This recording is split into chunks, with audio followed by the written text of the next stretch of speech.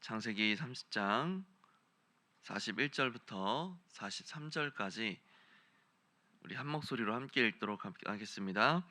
튼튼한 양이 새끼 뵐 때에는 야곱이 개천에다가 양떼의 눈앞에 그 가지를 두어 양이 그 가지 곁에서 새끼를 베게 하고, 약한 양이면 그 가지를 두지 아니하니 그렇게 함으로 약한 것은 라반의 것이 되고 튼튼한 것은 야곱의 것이 된지라.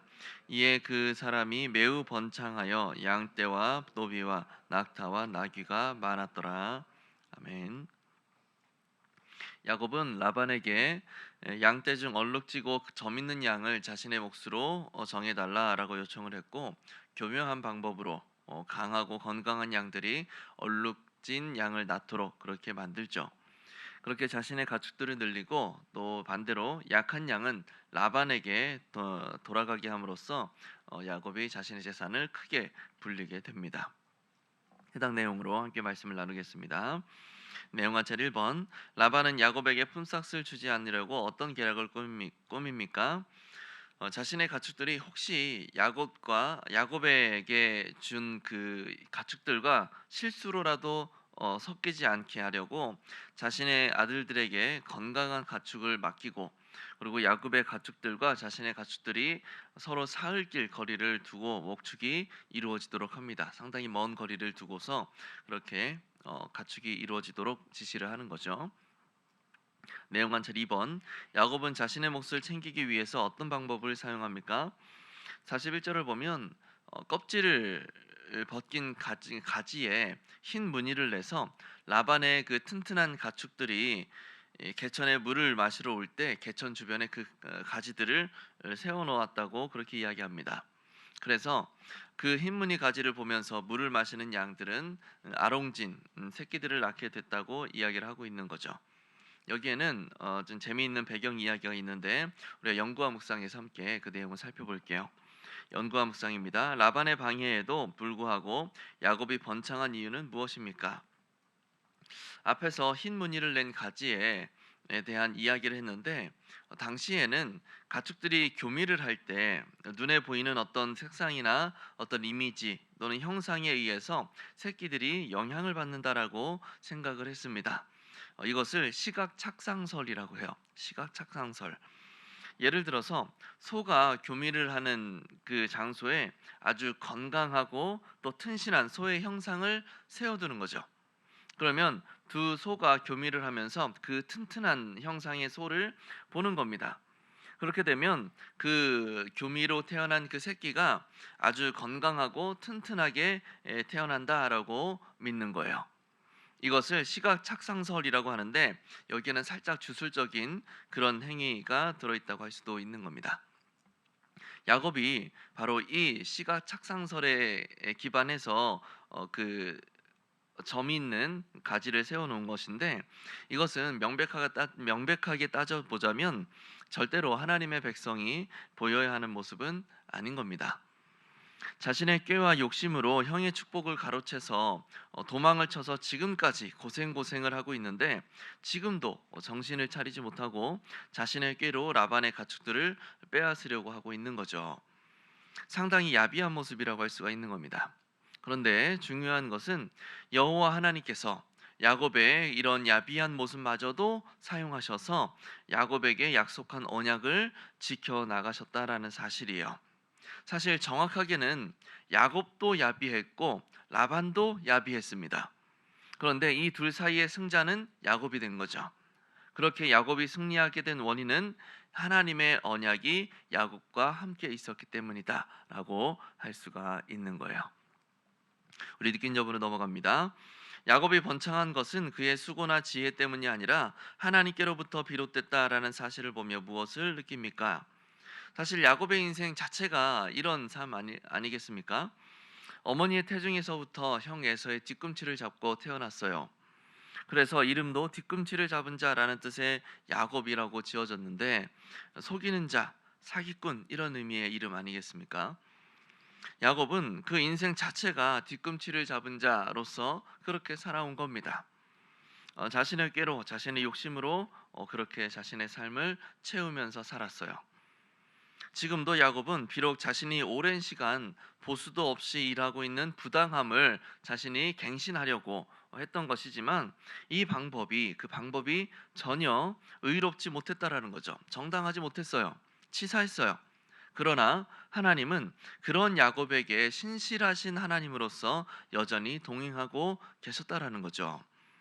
인간의 편법과 꾀로 이뤄낸 일을 하나님이 이용하시면서까지 하나님의 언약을 이행하셨고 야곱에 대한 신실하심을 드러내셨던 것입니다. 이것이 참 큰 은혜인 거죠. 그렇다면 적용으로 넘어가서 하나님께서 내 수고를 기억하셔서 번창하게 하신 적이 있다면 언제입니까? 시골에서 배추 농사를 짓던 어떤 집사님이 계셨습니다. 그런데 어느 해에 배추값이 완전히 폭락을 해버린 거예요. 그래서 배추를 팔아도 손해고 팔지 않아도 손해인 거죠. 그렇다고 가만 놔둘 수도 없는 상황이 발생을 해버린 겁니다. 이 집사님이 기도를 하는데 불현듯 고린도전서 15장에서 내 수고가 주 안에서 절대 에, 헛되지 않을 것이다 라는 그 말씀이 다 생각이 나면서 하나님의 보호하심에 대한 그 언약이 확 믿어지게 된 거죠.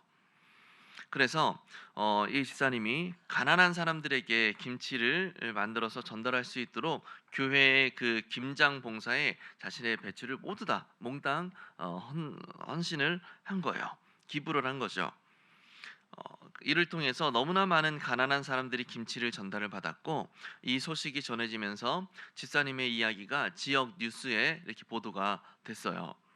그리고 그 뉴스를 통해서 그 다음 해에 새롭게 배출 계약을 맺게 됐고 농사와 또 그 외의 사업도 은혜 가운데 굉장히 번창하게 됐다고 합니다. 야곱의 인간적인 꾀와 또 편법 속에서 신실하게 인도하셨던 그 하나님께서 이 집사님의 삶 속에서도 그 신실하심을 드러내셨던 것이죠. 그렇다면 우리가 결단으로 넘어가서 오늘 내가 하고 있는 일 중 하나님의 손길과 은혜를 발견하고 이를 감사하기 위해 무엇을 실천할 수 있을까요? 어느 성경 해석가는 야곱이 다소 좀 치사한 그런 행동을 했던 것에는 비록 그 방법은 경건하지는 못했지만 그 안에는 그것을 통해서 하나님이 일하실 것이다라는 믿음이 있었기 때문이다라고 그렇게 해석을 합니다. 즉 야곱이 사용한 이 독특한 방법으로 가축을 번식시켰던 것은 믿음의 실험이었다라는 것이죠. 하나님이 역사하실 거야라고 하는 그 믿음을 실험한 거예요. 우리도 이 방법을 한번 사용해 보면 어떨까 싶어요. 바로 믿음의 실험을 해보는 겁니다.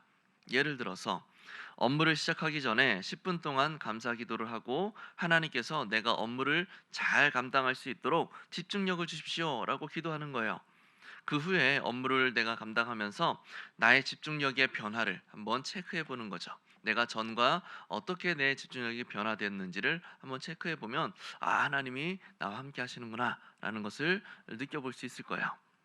또는 이웃을 향하여서 온유하고 오래 참아줄 수 있는 거룩한 성품이 나에게 활성화될 수 있도록 하나님 도와주십시오 라고 간구해 보는 겁니다.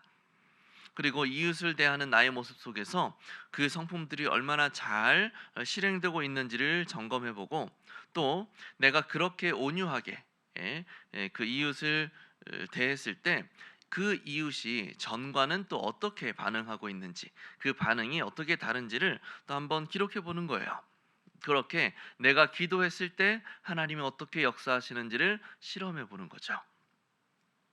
이런 실천은 하나님의 약속을 붙들고 또 하나님의 그 인도하심과 또 도우심 그리고 나와 함께 하신다라는 사실을 믿는 그 사람에게는 굉장히 그 삶을 고무시키는 효과가 있을 겁니다.